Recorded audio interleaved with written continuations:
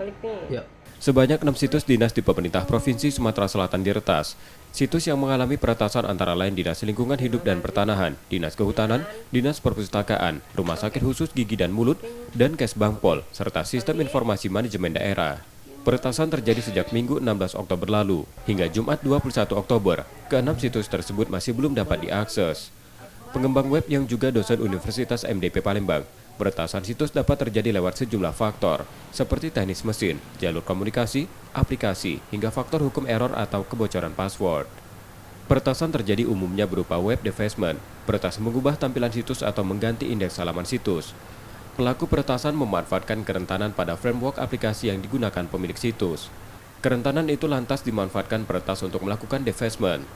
Peretasan juga terjadi khususnya pada situs lembaga pemerintah, menunjukkan masih rendahnya kesadaran terhadap keamanan situs. Kalau untuk masalah keamanan webnya sendiri, itu ya kompetensinya itu umum menurut saya, ya itu umum. Hanya saja yang saya malah punya pendapat lain gitu. Kalau dari saya itu adalah awareness terhadap security sendiri. Kan kita lebih sering tuh buat sistem itu adalah yang penting jalan dulu, soal aman atau nggak aman urusan nanti gitu. Jadi yang penting jalan dulu, itu yang kadang-kadang tuh yang jadi masalah nanti di kemudian hari. Karena begitu sudah jalan kemudian lupa soal keamanannya.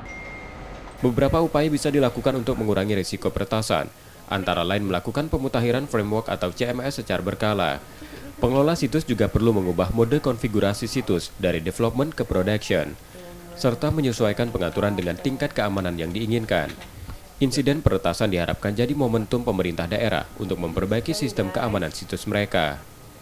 M. Rizky Nurmizan, Kompas TV, Palembang, Sumatera Selatan.